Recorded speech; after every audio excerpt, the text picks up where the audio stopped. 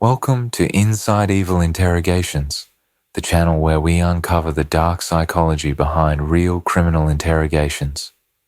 If you're intrigued by the minds of criminals and the tactics that expose them, make sure to hit subscribe and join us for more deep dives into the most intense cases.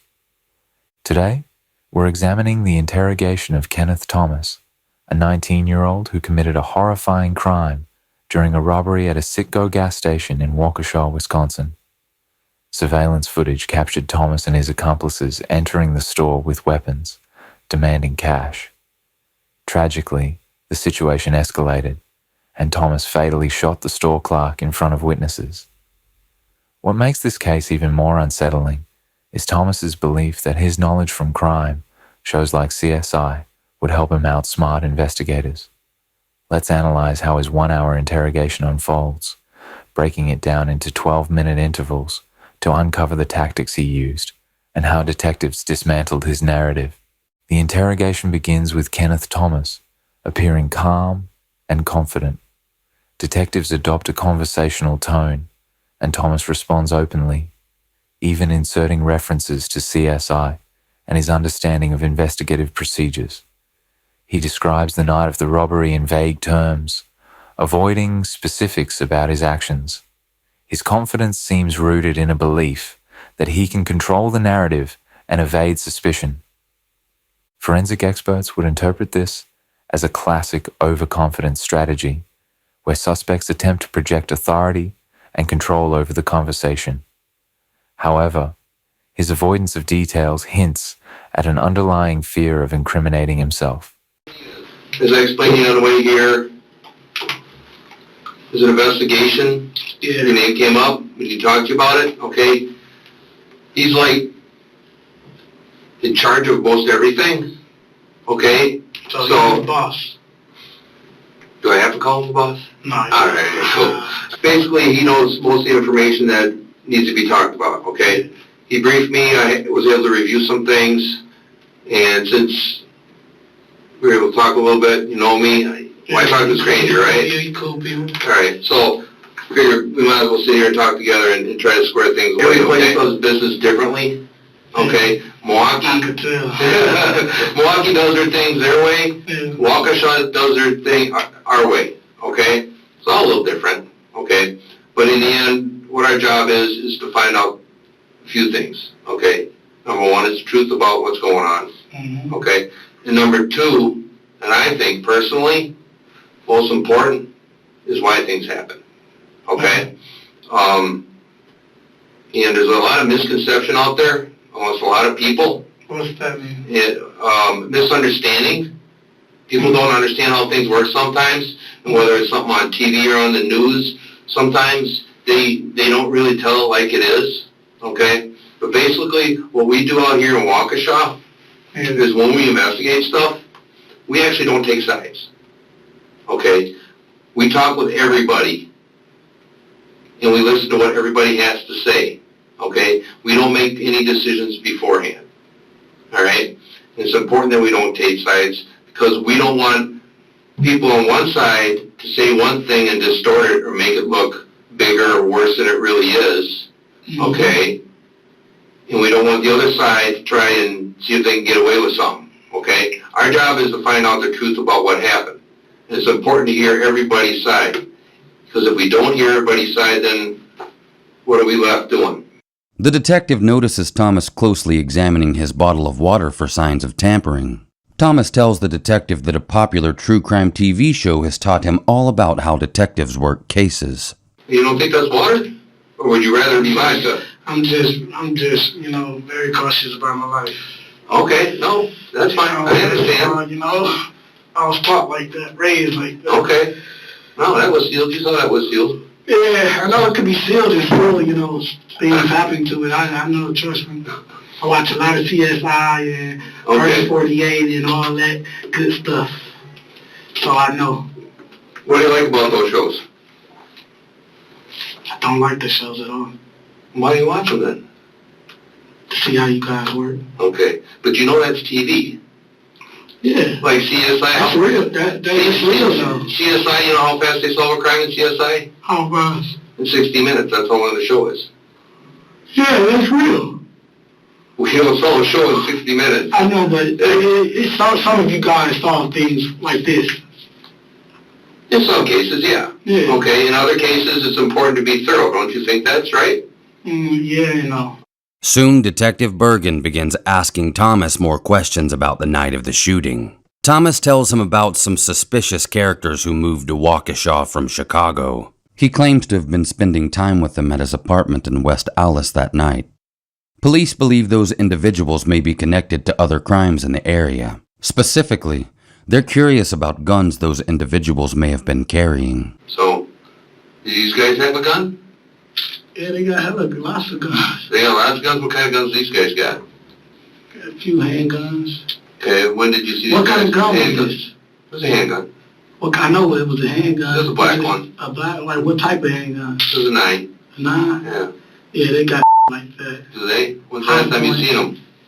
When last time I seen them? Yeah. The guys? Yeah. I just told you the night that everything happened, you know? Oh. Right before they came and got us. Oh, they had the gun that night? Yeah. Oh, okay. Which one had it? The short one. Short one? Guy, yeah. Okay. But, What kind of gun did he have? sounded like the one you was all black. You know, it was all black. The one sounded like the one you said. Just probably was his handgun. Probably was his. Yeah. You see where he get it from? Did I see where he get it from? Yeah. They go down to the city and get all the guns and come back here. Okay. What other guns? You said they had lots of guns. One had it was a revolver. Okay. Who, the short one or the tall one? Tall one. When did you see him with that? The night they was there, they had all them guns. They had like 3 guns on. Okay. Who had the tall one had a revolver? 2 revolvers. Okay. What color were they? Silver. Police hope that by finding the gun Thomas is describing, they'll be able to track down other people who were allegedly involved in the robbery at the Citgo, as well as other robberies around the state. They asked for some bullets. My mama gun is registered. Oh, your mom has a gun. Yeah, it's Okay. registered. She has a 9mm. Okay. All right. I had got some bullets out of my mom's bag, and I had gave to those guys. Okay. What kind of bullets, you know? They were 9 bullets. Nice. Yeah. Okay. What color were they? What color were the bullets? Yeah, do you remember? Sometimes they come in different colors, like brass casing or silver casing. They were silver. Not silver. They're like brownish. Brownish? Okay. Yeah. How many bullets did you give them? Like 9. No, actually I gave them 4 because the other ones I put up on my cabinet. Where was your cabinet? When the police came in, they saw them. They saw the bullets. The cabinet in the living room or the bedroom? In my room. In your room, okay. Yeah. As the interrogation continues, the detective's line of questioning moves from Thomas and his alleged accomplices to the evidence investigators have gathered. Part of the evidence that they found Yeah. was that gun, those bullets, Yeah. some clothes, okay. They also found other items in there, like a mask, a green mask, Yeah. okay. Where'd that green mask come from? I couldn't tell you. I swear to God, I couldn't tell you where the green mask came from. Like I said, man, them guys, man, they came back there that night, man. They was rowdy up, man. Mm-hmm. They was really, you know what I mean? Like you could tell, like, when somebody done did something or something. You know, I knew they did something. I just don't know what they did, though. Well, now that we've been talking, what do you think they did out here in Waukesha? Man, they did a mask, a gun, man, they robbed somebody, man. They robbed somebody, probably came back and threw the evidence off on us, man. Okay. That's what you think happened? Yeah, because if they not caught, if they didn't get, but you know, caught, where they gone. Uh-huh. You know what I mean? They gone. Right, right. So they out and about still having fun while somebody else going down for the they did. Not only do we talk to people, though, we get evidence, we look at evidence, right? Yeah. Okay. And even though you watch CSI and that first 48 stuff, you know, that's Hollywood and that's, you know, sort of like how it happens. Yeah. Okay. but in real life it happens a little different, okay? In real life it's a little more scientific and a little more specific. They don't put all that dramatic stuff in there. Right. They gotta put the dramatic stuff in there for TV, right? Yeah. Keep you interested in watching it, right? Yeah. Okay, there you go. And obviously we don't solve things in 60 minutes. Alright. Okay, it Alright. takes us some time, but there's a reason why it takes us some time. Because we want to get things right. Alright. Exactly. The things that we do, things like they do is we do the fingerprint stuff and the DNA stuff and all that stuff, Yeah, but right? now I want to ask you some questions. Sure, of course. How's this, you still haven't told me how's this leading back to me? In what appears to be a futile attempt to outsmart detectives, Thomas opens the door for questions about his own involvement in the shooting at the Citgo on January 13th. Well, the evidence from the robbery is at your house. Yeah, Okay. still, what would make, you know what I mean? Somebody would have to call in and be like, okay, these guys, they just did this and they did their location. The evidence from the robbery was found in your home. Yeah, I know. You Right, so when Milwaukee Police Department calls us and say, hey, remember that robbery you guys had? I go, yeah. He says, the clothing, the gun, the mask, and other items of evidence Yeah, that was taken in the robbery yeah, is found at this house. right. I says, okay. So we talk with everybody in the house, okay? We've talked to everybody in the house, Alright, okay? so what everybody been We saying? talk to your brothers, your sisters, Yeah, okay? We can't talk to everybody at once, right? right, Okay, at some point in time, it's your turn to talk. alright. So that's what we're doing here now, okay? But in the same time, we're processing other evidence, okay? We're processing everything that was found, okay? And we're trying to see, okay, how does this all match up? Where does this evidence take us, okay?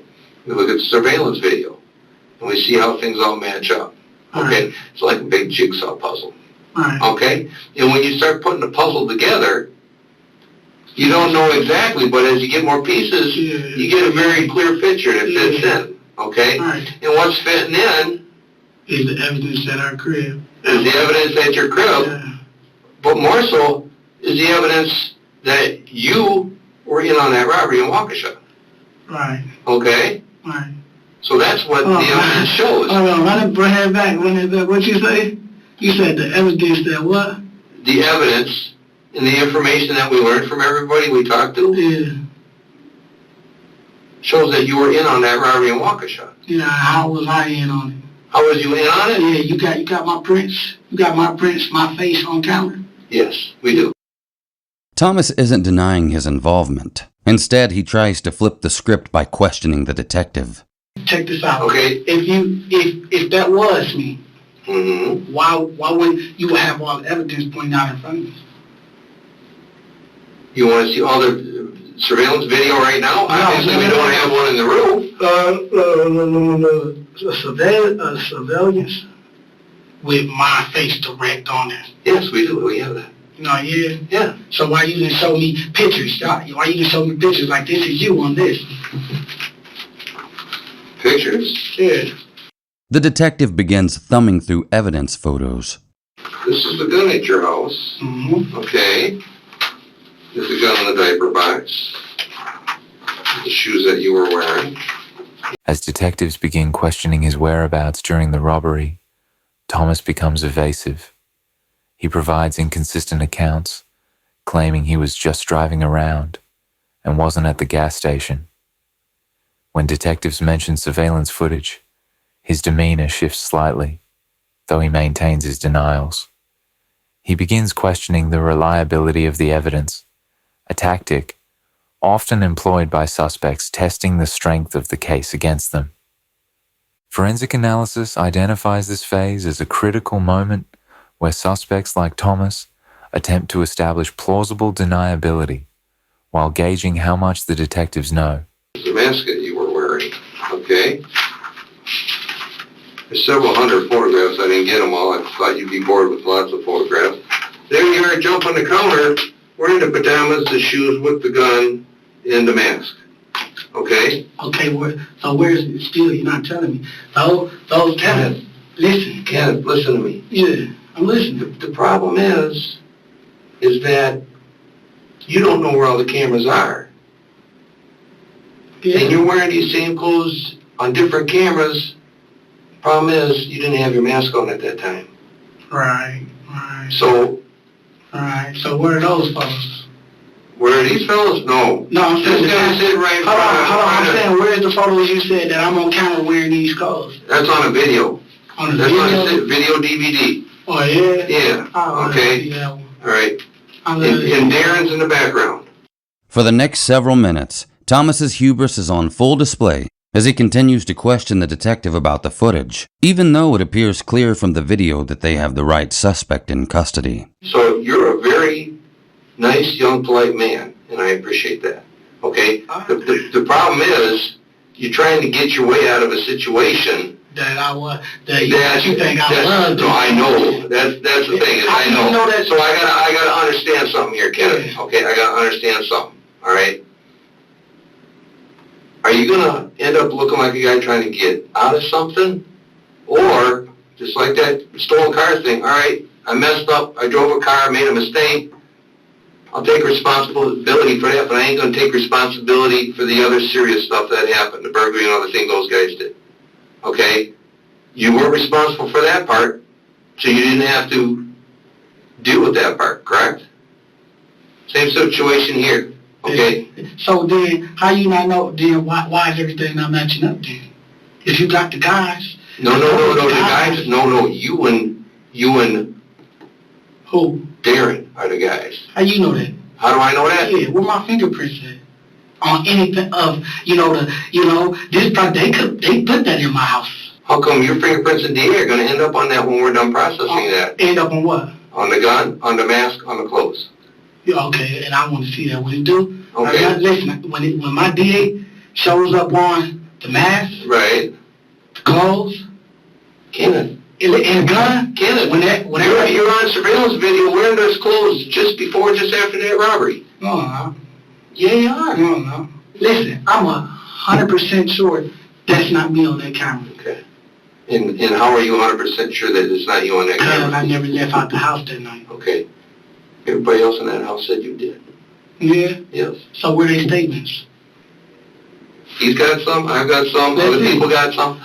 Thomas's attempts to spin the interrogation around on the detective are ultimately undermined by the mountain of evidence tying him to the crime. Listen to me though. I've been listening to you. Mm-hmm. I've been giving you information. Mm-hmm. Listen, anybody could be behind that mask. Mm-hmm. But you want it to be Kenneth. Why?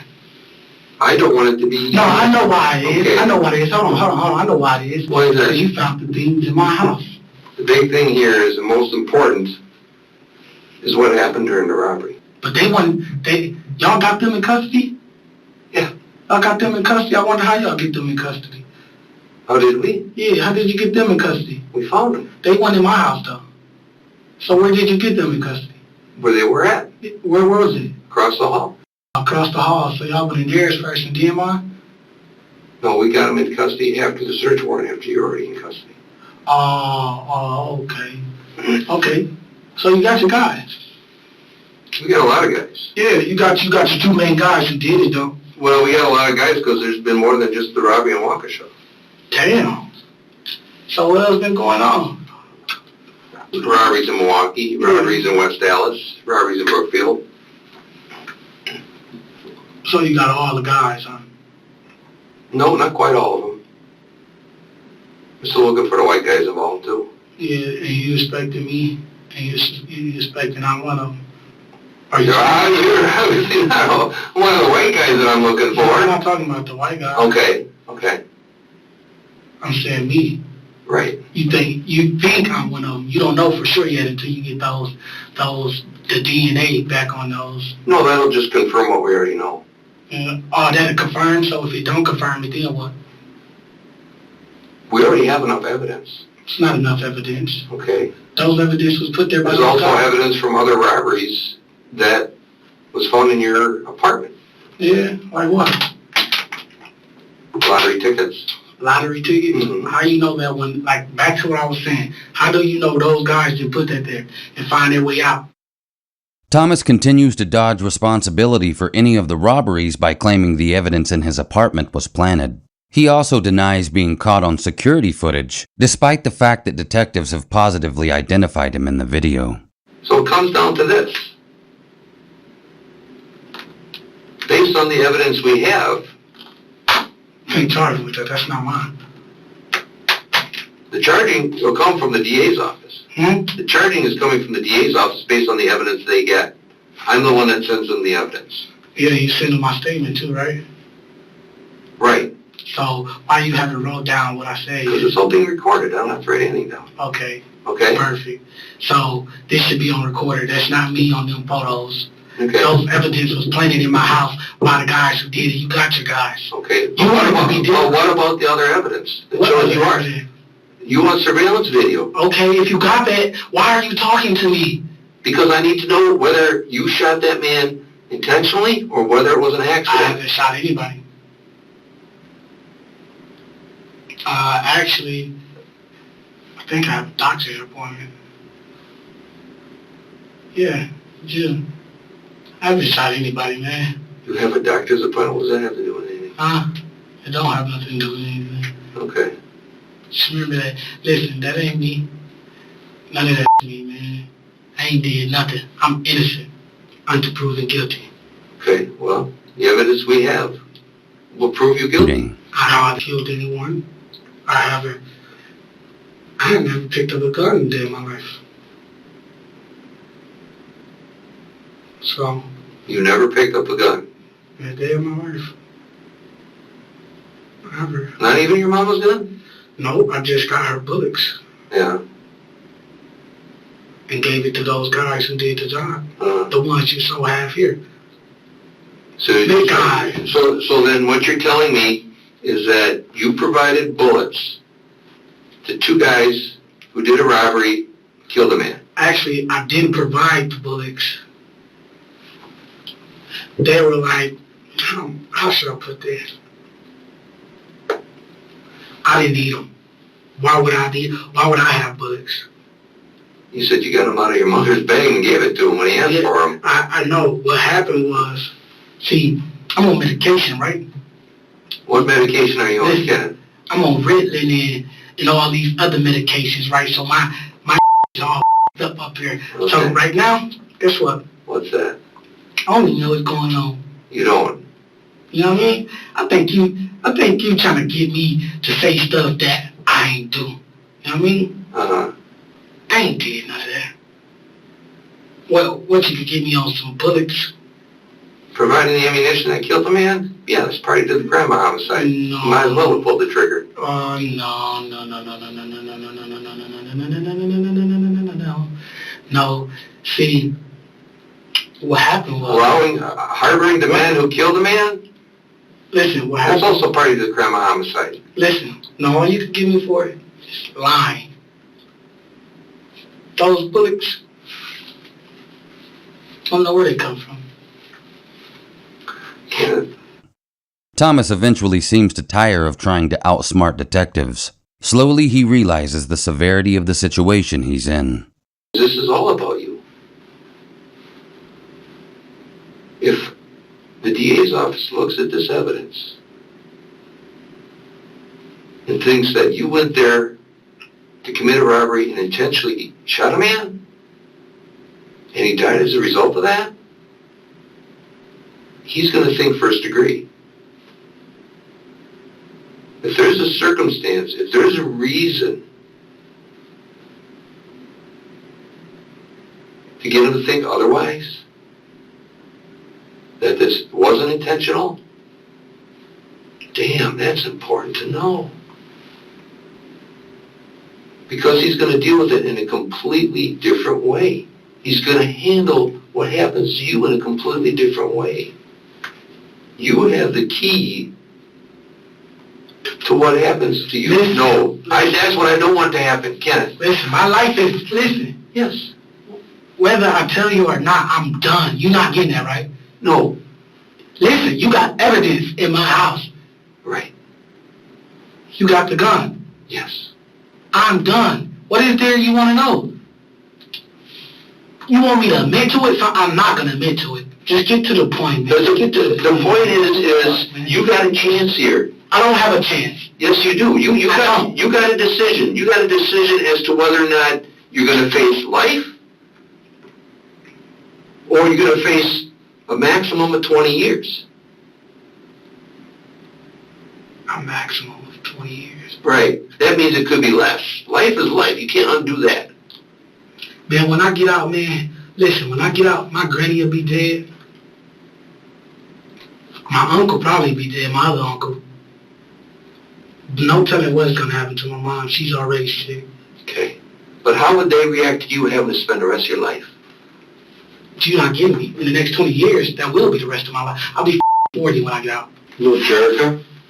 What? Jerica? You know her? Who was that? The girl that drove you guys? The girl you guys walked out of the apartment with? The girl that came back with you guys back to the apartment? You know exactly what I'm talking about.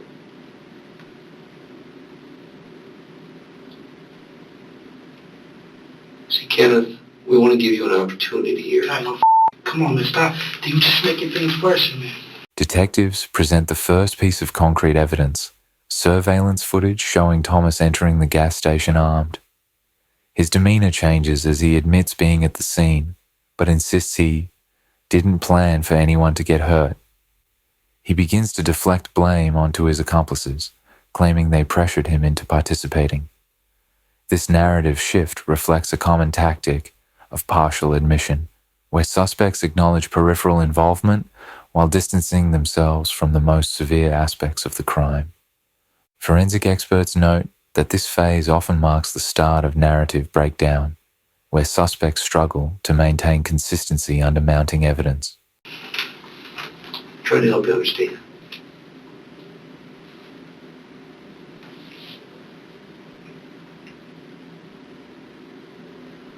It's a big difference with whether this was intentionally or an accident.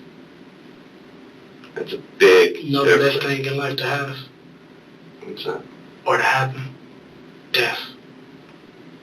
Let me tell you why death is the best thing. Come on. Because there's no more suffering. I always wanted to see death. Never wanted to see life in prison, though. Always wanted to see death. How did it feel? You know what I mean? I promised myself. You know what I promised myself? That I won't go out like these other suckers. You want something? You want the truth, right? That's what I want. You know what I want? What would you like? I want the last phone call to my mama. You could do that for me, I could do something for you. I will let you have a phone call. No. I get what I want first, and then you get what you want. You know I can't do that right now. I can't do that right now either. I'm telling you, because I know what's going to happen. I already know. I just know. I know this. Listen, I know this. Go ahead, tell me what you think's gonna happen. No, my life is gone, man. Whether I tell you the truth or not, my life is done with. I just want to talk to my mama one last time. That's all I want, is talk to my mama. And I promise I won't let that happen.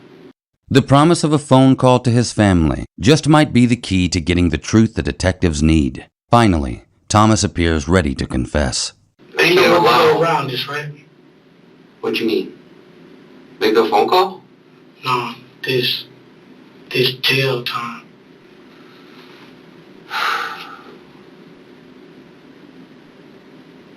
We gotta deal with this. Mm-hmm. You understand that? Yeah, I know. Oh, I know there is no way around this. It could be cut short, though. I give y'all a few fugitives, wanted for murder, a few big drug dealers, sell heroin. I'm sure some cuts could be made. You know what? That may be possible. I'm not the person that can say that can happen or not. He's not the person that say it can happen or not. Okay? Can we get that information so that people can make decisions? Yeah, we can do that.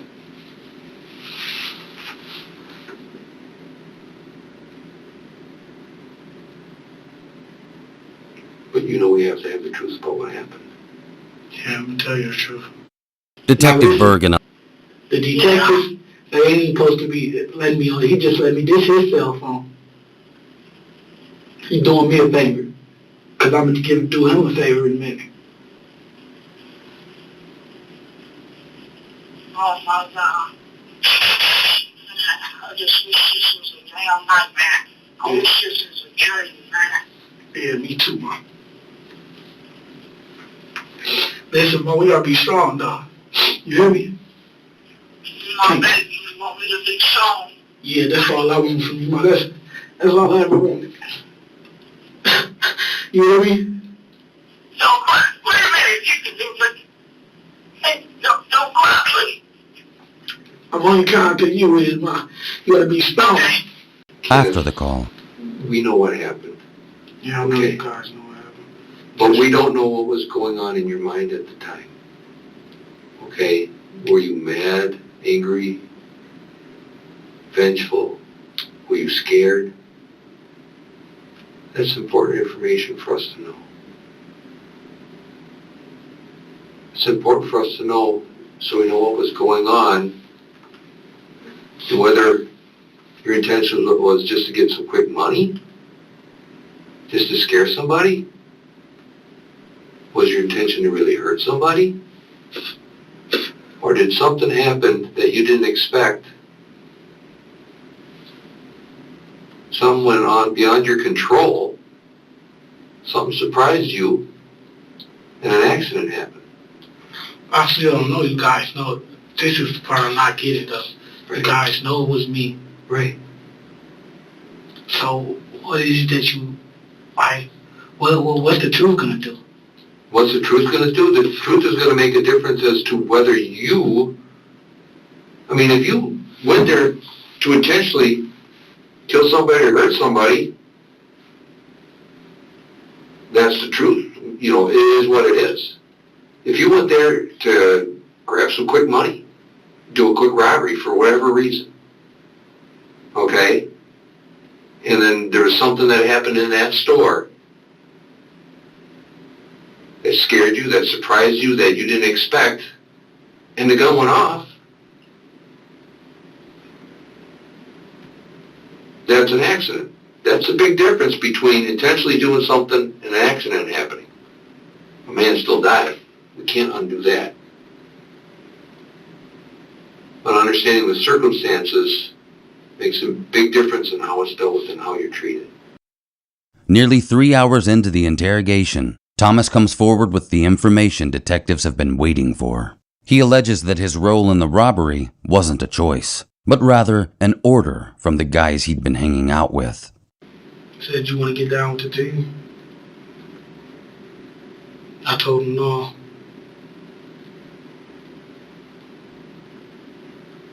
Pulled me to the side. He said, you ain't got no choice. I'm like, what you mean?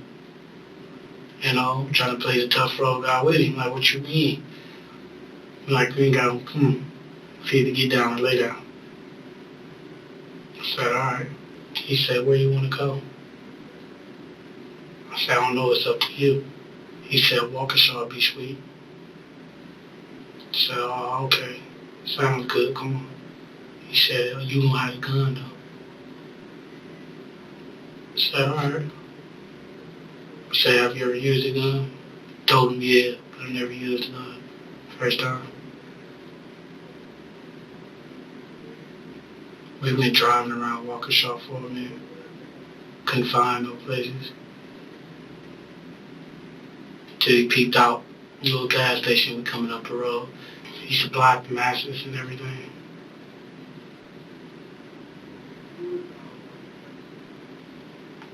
See, his cousin was supposed to do it with us.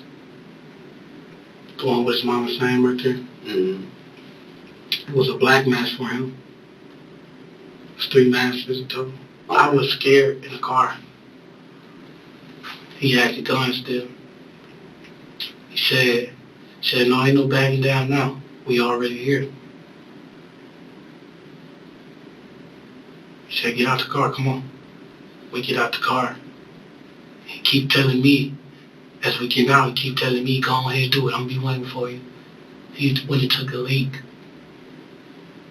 And I was waiting. I'm shaking. I'm scared, you know what I mean? I'm like, damn, what the is gonna happen? So I go in the store,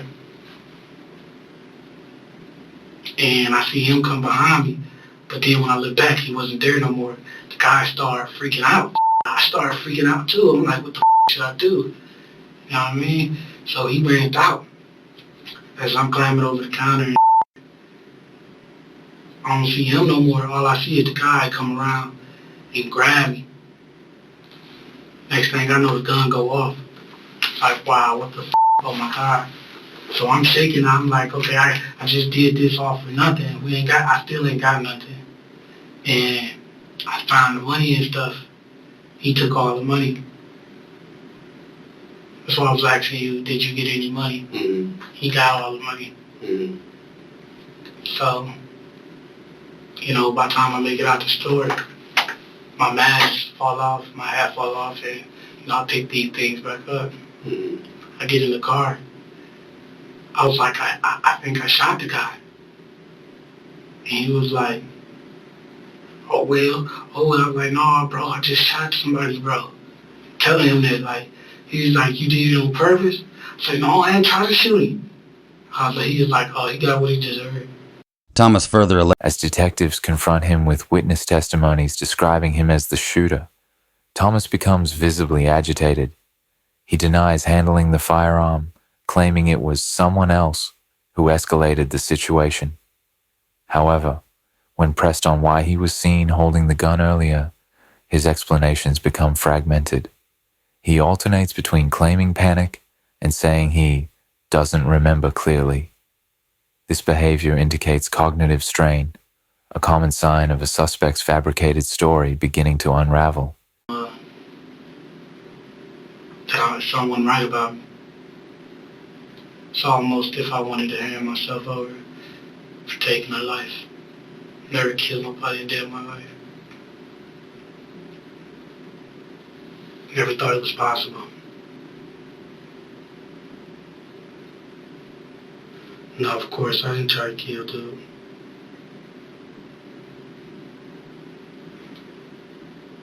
I didn't know the gun went off. Until when we get back to my house, he showed me, like, yeah, you had it off safety. Safety. All along.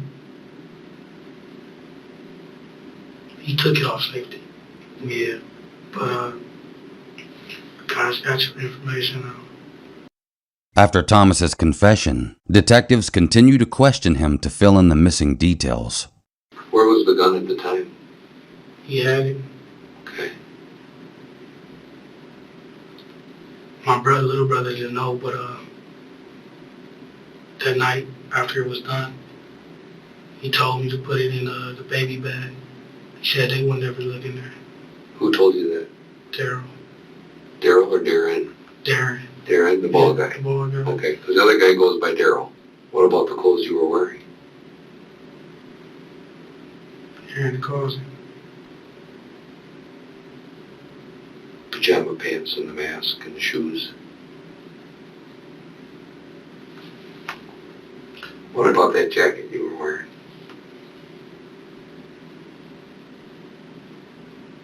That's long gone. Where did it end up? On the highway somewhere. Like on the interstate highway? As we was coming back to Milwaukee.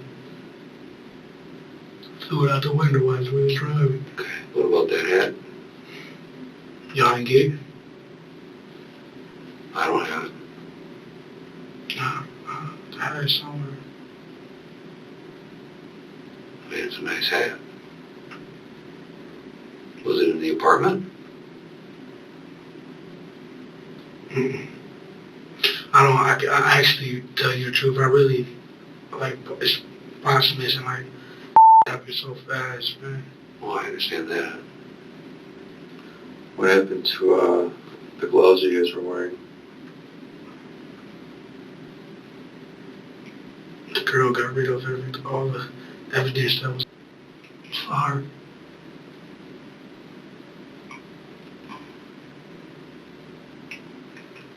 I'm so sorry, Mom.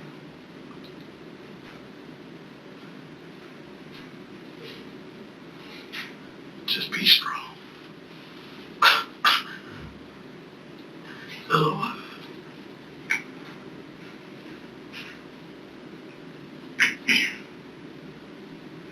I don't want you.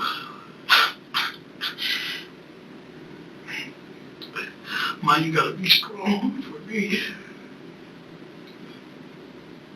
If you don't be strong, I can't be strong. If you ain't never gave me what I want, do it for me now.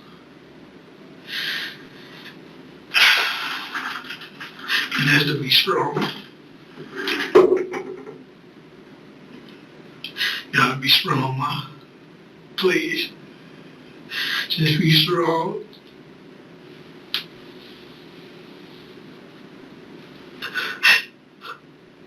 I'm telling these people what they want to know.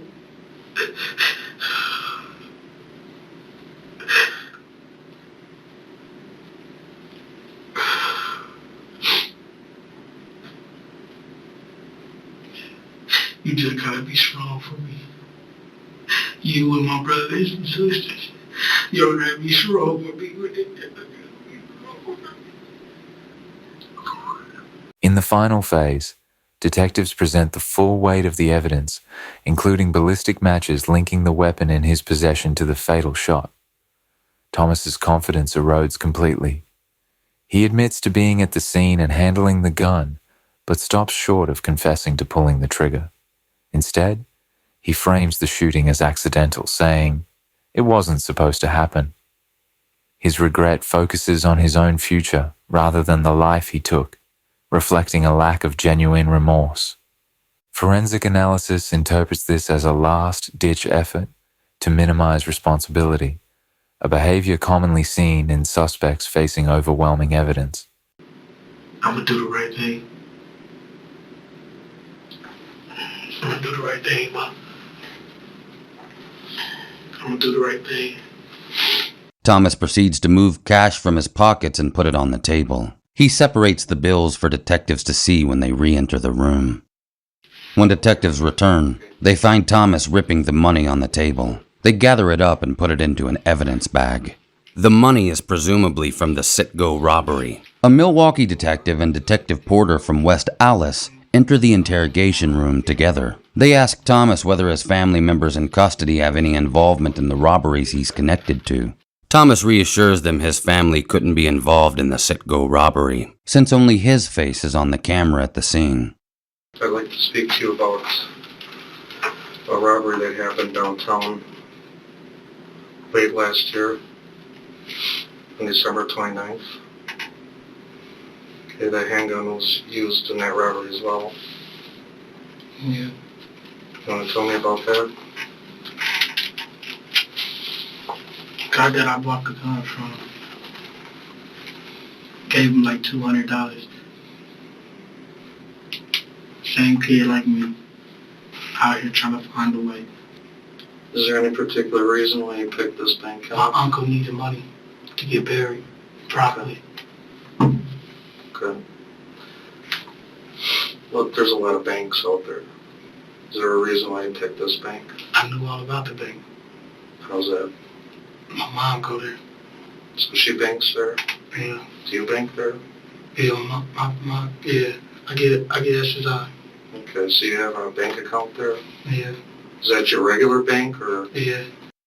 Thomas confesses to involvement in multiple gas station robberies, a bank robbery, and the Citgo shooting. For the remainder of the interrogation, all three detectives proceed to grill him for information about the robberies and his accomplices. Thomas reveals that after one robbery, he walked away with only $50 and lottery tickets he never activated. When detectives leave Thomas alone in the interrogation room again, he begins to sing. Sitting here, guess I didn't make bail. That time is story to tell. Started when I was 9 years old. Woke up, my daddy was gone. I started hustling, you couldn't tell me nothing. Running in the hood, trying to be somebody. My soul is on empty. I was searching for something. I tried to be good. I tried. A minute later, Thomas confesses to perhaps his most important authority, God. Thank you for everything you have done to me. For me. I know what I have done. Shouldn't been done. I know all the commandments. One of them was murder. Another was stealing. And there were a few others. But only you can forgive me. No one else. Only you can set my soul free. Only you can help me go to heaven. Only you can help me change my life. Well, I gotta be willing to change in order for you to help me. And I'm willing to take that chance right now. And just before detectives re-enter the room, Thomas can be seen dancing. Despite having recently murdered a man, he appears to be in good spirits. The following day, Thomas is brought back in for a second interrogation. This time, police have more questions about his accomplice, Darren Malone. Once in the interrogation room, the detective makes good on a promise he previously made to Thomas to let him make another call to his mother. Hey, ma, everybody home?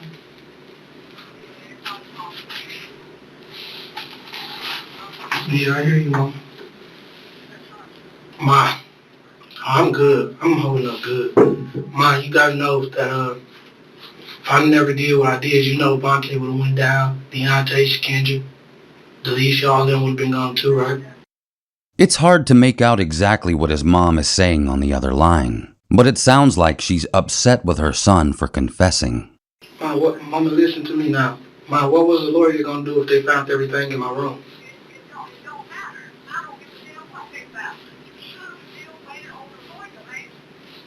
You're right. The whole bottom line, you should have waited on the lawyer. I don't give a damn what they found up. Okay, well, that's over with now. Listen, Mama. Ma, that's over with now, though, so I'm just calling to see if everybody's doing okay. Oh, man, ain't nobody doing okay. Ma, I'm gonna be okay, Ma.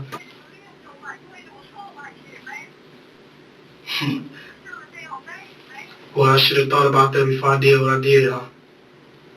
Ma, where Levante at? Put him on the phone. This is a call to your mom now, Levante. Ma.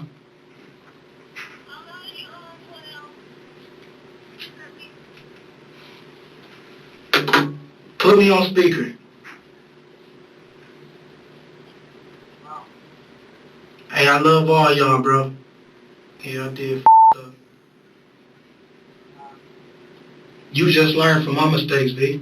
While Thomas is on the phone, the detective is listening closely.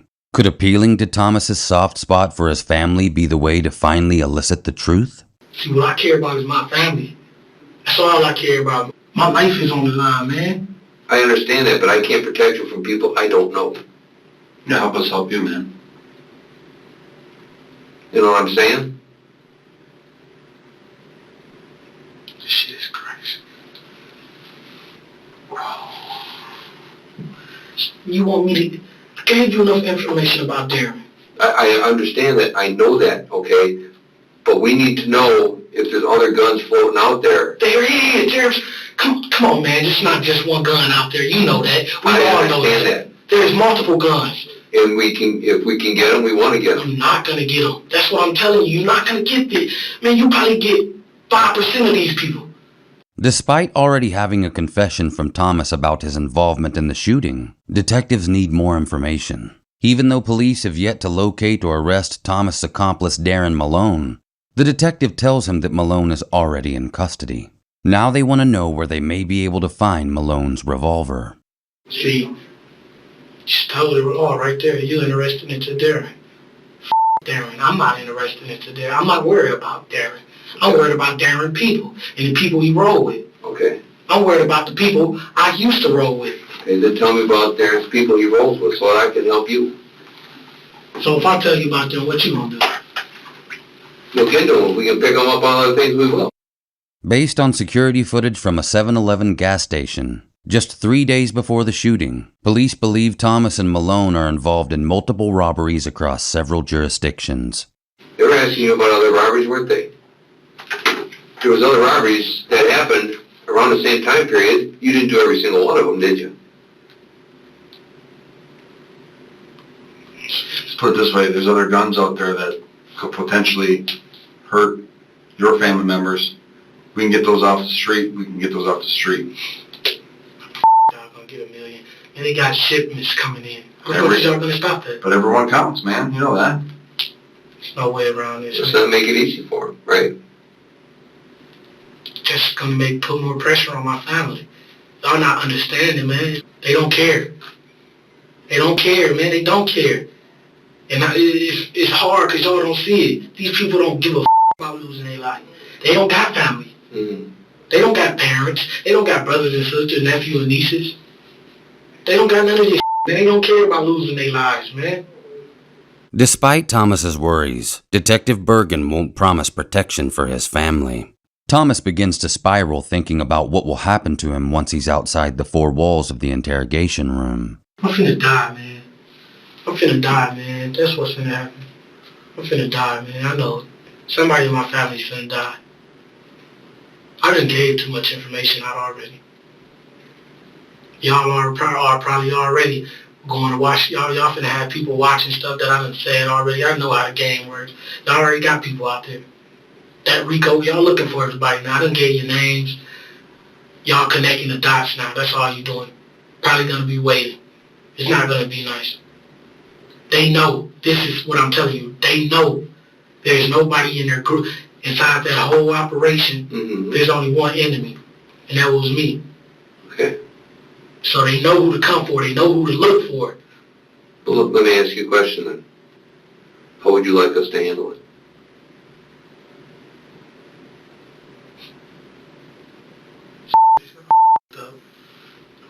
Up, man. I up. I knew I up. Is there a way that you would like for us to deal with it?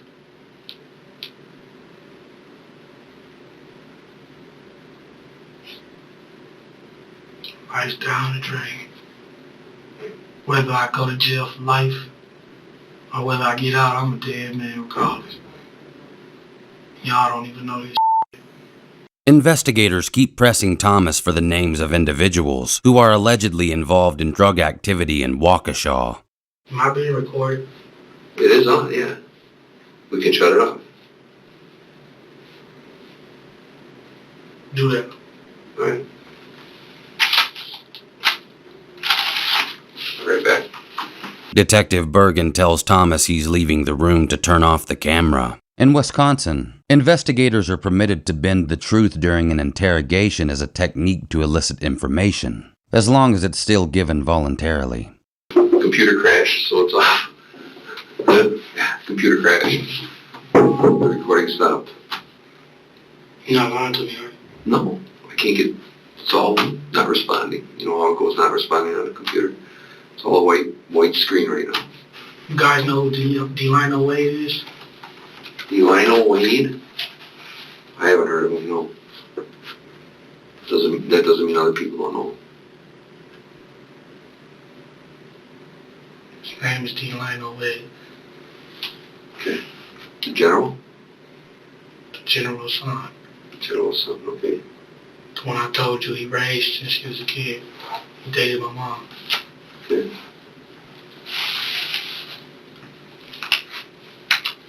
How old is Delino?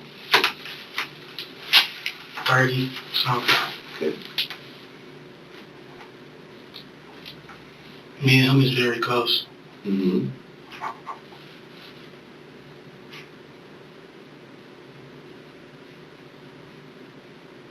Now, if I get y'all this big old bus, Mm-hmm. what is there in return for me? Well, Listen, now let me tell you something before you start your conversation. okay. This will stop the drugs from coming to Waukesha, Chicago, and a few other cities. Right.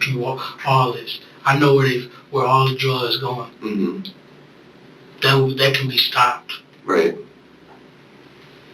But the only way I help y'all stop that is y'all help me.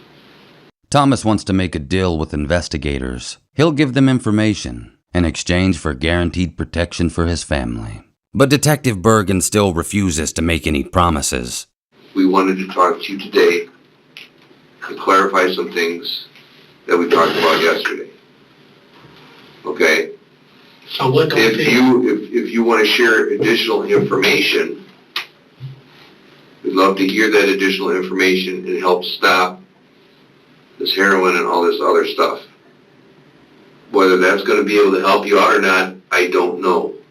And I can't say one way or the other if it's going to be able to help you out.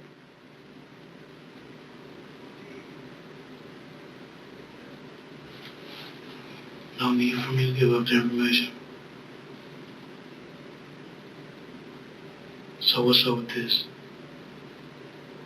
Did you want to talk about you and what happened with you? What did you say you was looking for again? Well, I wanted to talk a little bit about some of the evidence, the clothing that you said that Darren and his girlfriend got rid of. We'd like to find where they got rid of it, if possible, if you can remember where it went. If they don't find it, Darren's not connected to the case, huh? We got other ways to connect Darren to the case, but the more we got, the better. So more is always There better. wouldn't be enough evidence to get him connected to this murder. There is enough evidence. How? How did we know to look for Darren? How do we know to pick up Darren? Someone That's told what I him. mean. Someone ran their mouth. Whether it was his girl, somebody talked. Y'all didn't just know no location. Y'all didn't know just to come to that house, you know what I mean? I put things together. Mm-hmm. Someone had to run their mouth. Someone gave us up that knew what we was doing. That's how y'all knew to get Darren. Remember that video camera I talked about? What video camera? The one that you're on in Jericho? Jericho. Why can't I remember Jericho? You, Jericho, and Darren. There's video cameras all over the place. There's video cameras at the gas stations. There's video cameras everywhere. You know, Darren's not a real bright guy. You know why? You know what we found? He left his own Department of Corrections picture in the apartment. He left his own name and picture behind. That's how we know how to get him. See, something's not right. You told me you got him at the apartment. Hmm? You told me yesterday you got him at the apartment. I told you he was in custody. No. I asked you, where did you pick him up from? You say, oh, he was next door. We got him right after the bus. That's your exact words to me. Thomas catches Detective Bergen's slip-up. At this point, Malone is not in custody, and police are still unable to locate him. Detectives need to change the topic. It's his idea, right? It was his girl who drove you there. That's our point. You wouldn't be here if it wasn't for him.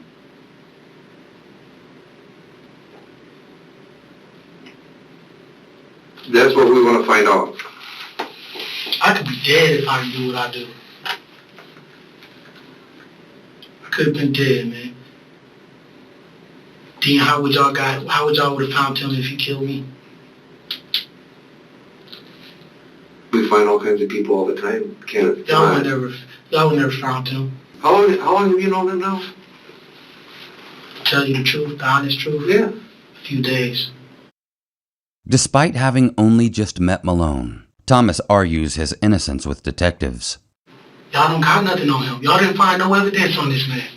He's gonna beat that case. He's gonna beat it. How is he going to beat it? He's on camera doing it. You keep telling me you got enough evidence. You don't. What do you got on him? I don't have the whole pile. I don't have the whole list. Name three things you got on this man. To bring him down. What do you mean to break him down? To bring him down. Oh, to bring him down. Three things.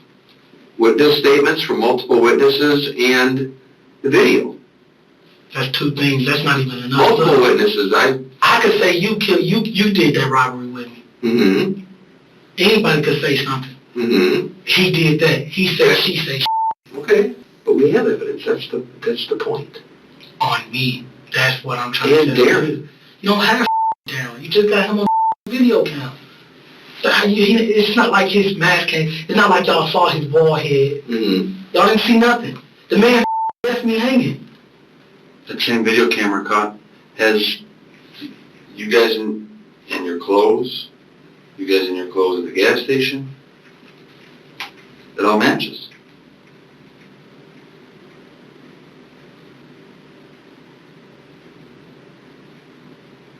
Oh, so he had the same clothes on, huh? On the video cam? That's what I've been asking you the whole time. How is you connecting him to the dots? The clothes. So why you just didn't tell me that? Because I didn't know that's what you were asking. I was asking you that the whole time. How is he connected to this? All right. So now you have your answer. Yeah. It takes some time for Thomas to understand that investigators have enough evidence on everyone involved in the crime to make arrests and press charges. Once he realizes this, his demeanor becomes less hostile.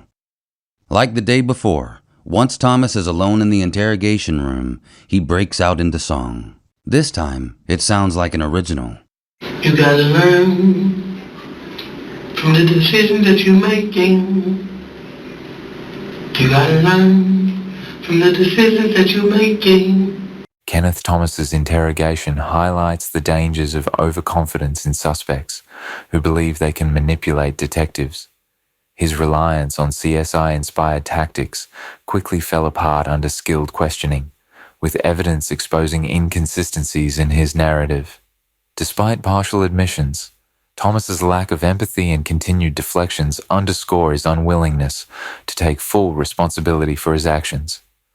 This case serves as a powerful example of how strategic interrogation techniques can dismantle even the most confident suspects. Subscribe to Inside Evil Interrogations for more analyses of real-life cases, and join us as we uncover the psychology behind some of the darkest crimes.